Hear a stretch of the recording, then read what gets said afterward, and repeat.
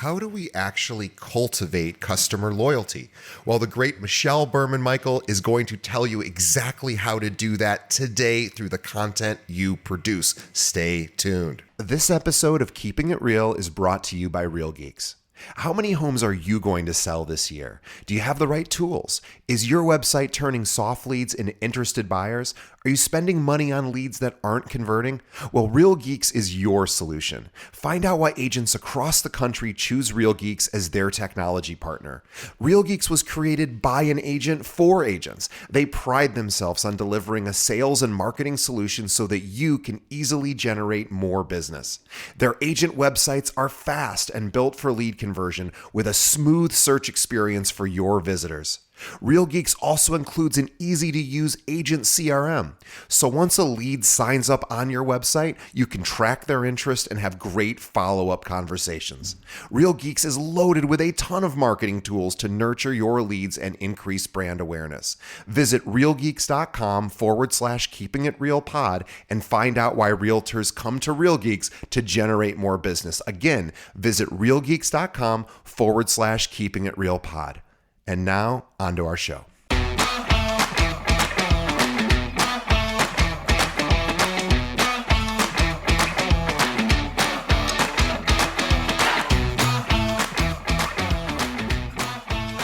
What's up, guys? Welcome to where we are going to talk about one of the root causes that I feel like really is an issue in the real estate space right now, and that is loyalty. Now, when I say root problems, I mean loyalty seems to be hard to come by in the real estate community right now. And I think that that's what every agent is really striving for. So the question I really want to pose to all of you guys is, if the root problem of the real estate business is loyalty, how do we create it? And that's where what I do really comes into play. And the answer to this question, or the solution to this problem, in my opinion, is building community. So I really want to walk through some of the steps that I encourage you guys to take in order to build loyalty and what that actually looks like. And how does that relate to how we're showing up on Instagram, or for that matter, how we're not? So let's jump into that. The answer again to the problem is we have to build communities. So how do we build community? And this is really done through our content. Now, what I believe is an issue with our content is we are trying to reproduce content that everybody else is producing, right? So if we go and we say, this is another agent in our market and they're doing really well, and or their perception of what they're doing on social media seems to be really good. So guess what I'm going to do? I'm going to R&D that, or I'm going to rip off and duplicate it. Well, the problem with that is that we are not creating our it factor, and we are most definitely not adding an opportunity or creating an opportunity for us to create our own lane or our own space. So with that, I really need you guys to understand that in order to build community through content, we have to create uniqueness. Now, what does uniqueness look like in a tactical aspect? Right? So what do we actually have to do in order to create uniqueness in our space? So if you are that person listening to this and saying, hey, you know what? This person in my market is doing well. They recorded a video about this thing. So I'm going to go record the same video, because why not, right? It worked for them. It should work for me. I want you guys to stop doing that. And that's what we're going to talk about in this specifically, so that you guys can start to really create uniqueness and build your community. And the thing with building community too that I want to mention is every single one of you guys listening to this, your communities will be different. No two communities will be the same. And that is a good thing, right? So go find your people. And if you guys can do that, I pray that you understand the power of doing that. You guys will have a massive opportunity to differentiate yourself in a very crowded space on this platform. But let's get into the tactical piece. And this data set on your screen, right? It's funny that I'm sharing data when I'm about to share with you why I'm sharing data and how it relates to data. But I'm still going to share it with you guys anyway. And the two numbers you see on your screen, 63% and 5%. What are those numbers? What do they mean? Let's talk about those two things. So 63% is the metric for the percentage of people that say that they remember a story that they heard during a presentation. So in this particular study, and I've studied several studies about this conversation and about this topic, but 63% of people will say and have said that they remember stories over data, right? So that 5% means that 5% of people can say that they remember a specific data point or a specific statistic that they heard during a presentation. So 63% of people said they remember stories. Only 5% of people say that they remember any statistics shared with them during any presentation or keynote at all that they have ever heard. So this in here lies our solution to the problem. And that solution is storytelling. So how do we do this? Why do we do this? What does it look like tactically in our content? Let's talk about that. So this Venn diagram that you guys are looking at, this is the solution to the problem. And on the right-hand side of the screen, you're going to see passions on this Venn diagram. I'm sorry, left-hand side, not right. Don't judge me for not being amazing at left and rights, but on the left-hand side of your screen, you will see the word passion. On the right-hand side, you will see expertise. And the intersection of those two things is our content. So if you're looking at this Venn diagram, I want you to understand what this really means in a tactical play-by-play, day-to-day operation. So when we are looking at this, I want you guys to do two big things. So I want you to create a list in front of you. If you have a notebook, if you have a notepad, whatever, even if it's your phone notes, on your iPhone or on your Android, pull up the notes tab and do this. I want you to write out 3 of your passions. And then I want you to write out 3 of the pain points that your ideal client has. And the pain points are really important because the pain points that someone has, or that some of your clients have, that is your expertise, right? Because your expertise is overcoming those or solving those pain points. So when it says expertise, what that means is what are the pain points of your ideal clients that you are so good at overcoming because that is your expertise, right? So on one side, I want you to list out 3 of your passions, things that you love, things that make you you. On the other side, I want you to list out 3 of the pain points that your ideal client has, because remember that the pain points that your ideal clients have, that is your expertise. That is what you are really good at solving. So we need to have that listed out. Now, the intersection of those two things is our content. So why am I telling you guys this? Why am I having you do this homework assignment? Here is why. In our content, we need to start sharing our passions. We need to start talking about the things that make us us. And we need to start creating content that serves specifically our community of people that we are trying to build a relationship with. Now, I'll use lots of examples here. I have a client who is a semi-professional bowler and sells a ton of homes all year long. And when we first started talking through this assignment, he was like, well, I bowl a lot. And I'm like, amazing. How can we dissect the conversation of bowling and the sport of bowling and create content about the real estate market or about the real estate transaction and the pain points that your ideal clients have in that process? How do we combine bowling and that pain point? And that's where we now are creating content. Now, how do we do that? Right? We have to use things like ChatGPT, which I'll talk about here shortly. But the point of why this Venn diagram is so important is that when we are producing content, our only goal is to create connection.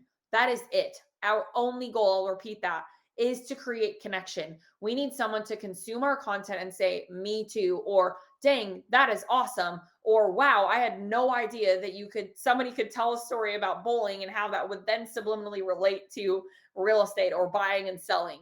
Right. Or I have another client, Sarah, right, who loves plants. And I know I've talked about her before, specifically to you guys here in this audience. But what is so incredible about Sarah is she loves plants. So how do we tie the conversation around plants and what that means to her into how we actually produce content to build her community of other plant lovers? Now that's the amazing thing about this, right? If we can create content in that connection space, and we do a good job of talking about things in that connection space, what will inadvertently happen is we will have more conversations, meaning we will be producing content that people want to engage with.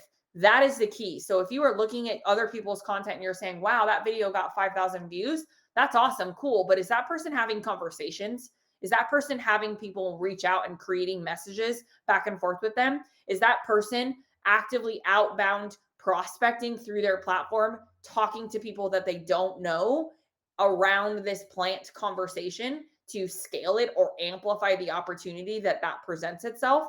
The answer to that is 99% of the time, no, right? So when we create content in this intersection of our passions and expertise, here's how this is going to work.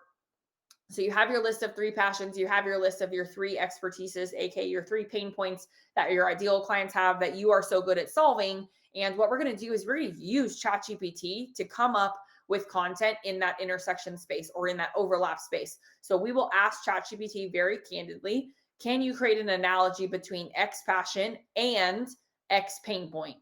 Then at the end of what we send into ChatGPT, so that initial message, we will say, this will be a 5-part series. So can you please create an analogy that is broken down into 5 parts? Then it will spit it back out at us, and we will have 5 beautiful individual things listed out. Each of those 5 things, guess what? We're going to reverse engineer what it gives us and turn each of those 5 things into its own video that is 40 to 60 seconds. And it's going to tie in a passion and an expertise piece or a pain point part into this really beautiful video. And that's going to be a 5-part series. So all of a sudden, we are now solving the problem of I don't know what to be posting about, I don't know what to be talking about, and we're building our community all at the same time, right? So no more real estate talking heads, no more just word vomiting data or showcasing how busy we are, how many transactions we've done, how many listings we have active right now, how many people we have on our team, how much rev share we've made this month, right? All of those are great things, but the reality is that we have to create connection in our content first and foremost, so that when I teach you guys later on how to prospect, that it will actually work, right? So many people want to start prospecting right away, but the reality is you cannot start in the prospecting space if your content is not good. And if your content is not speaking to the personal side of who you are, because if that part is missing and someone tries to outbound prospect, right? So let's say John, for example, I'm just going to make this name up. John starts to go out and actively prospect another buyer or seller in his specific city or neighborhood, whatever, right? As we build that out. Let's say he's starting a conversation with me, Michelle, and we're talking about half marathons in our DMs. And I click on his profile and he's telling me that he's, run all these half marathons. I click on his profile and I'm like, well, I don't see any content at all anywhere about anything related to a half marathon. That connection point that we now built and that some semblance of trust that I now built with this person via DM and in our messages is now totally obliterated because he is not showing up in the capacity that he said he was, or he's not showing me that he is who he says he was. So in order for us to prospect, which is a huge, huge thing that I talk about all the time, we have to understand that our content is the horse before the whole part of that even begins, right? It's like trying to put the cart before the horse. You can't do it, right? So your content has to be there. Then we couple that with prospecting. And when those two things are working synonymously and hand in hand, we're now pouring gas on a really already roaring fire. And now we're winning, right? So in our content, we have to remember that we have to showcase who we are as people. We have to share stories, tell things about who we are outside of work and outside of selling real estate. And what does that look like, right? So the example of bowling that I was telling you guys about, on one side, we have bowling as a passion. On the other side, one of the pain points that my ideal client or that my client wrote out as one of the pain points for his ideal client, was indecisive people. So he said one of the pain points for his clients is that they're indecisive. They feel overwhelmed with so many options, so many houses out there to choose from. How do you choose? Also, how do you make sure that you're choosing it wisely with the market the way that it is right now, right? So that's his pain point that he's going to be using, and the passion that he's going to be using is bowling. So we will type in ChatGPT, can you create an analogy between bowling and indecisive people, semicolon, explanation of what indecisive people means, right? So about a sentence or two of what indecisive people means to my client, Chad. And then at the end of that paragraph, we're going to say to ChatGPT, can you create a 5-part series out of this? Send, right? That's when we're then going to get these 5 really beautiful pieces, and we're going to reverse engineer each of those 5 things into its own video of 40 to 60 seconds. Now we're going to also couple that with where do we post this? I'm sorry, where do we record this content? So my client, Chad, who happens to be this example of bowling, he is actually going to record all 5 of these videos in the bowling alley, right? So we're going to literally get him in his element create content about something that he loves in the place where he loves, or in a scenario that he loves, and the content will really shine through. And a lot of times, what will happen when we do this really well is our audience will be like, dang, I had no idea where you were going with that, Chad, but that was so good. Right. Like, and he's, in a video holding a bowling ball having this conversation. It's just more intentional content. It's more personal content. All of the bowling lovers out there that are going to see that are going to resonate and connect with it. And that is how Chad will win in creating connection, which then leads to conversation. And the bottom line, guys, all of this comes down to one thing. We know that our goal is to create conversion. So if we are not building connections with people, we are definitely not going to be in conversation with them. If we're not in conversation with people, you can certainly kiss connection. You can certainly kiss conversion goodbye. So connect in your content. That connection that we are building through what we share becomes the foundation of how we then prospect later on, right? Our content first. Don't put the cart before the horse. Then we start prospecting once our content is a well-oiled machine. And that prospecting includes talking about all of these passions and things that we enjoy. And then the content that's already now well-oiled, we know that if we prospect well, right, and we're talking about the passion things and our content is resonating and sharing those passionate things or things that we're passionate about, that connection is now sealed, right? We are now bonded with the people that we are talking about. So your content is the framework for how we prospect, and literally, quite honestly, the framework of conversations that we will then be having when we start prospecting. And if we do that well, then we will take off, and not only creating more connections, but we'll be having way more conversations. And the reality is that you guys are in the sales business. If you're not having conversations, you're not converting. So we have to have more conversations. How do we then peel that layer back? We have to have more content that speaks to who we are outside of selling real estate and who we are as humans. And in doing that, we have to focus on one thing and one thing only: creating connection through the art of storytelling. I hope that was super helpful, and I'll see you guys the next time I join you.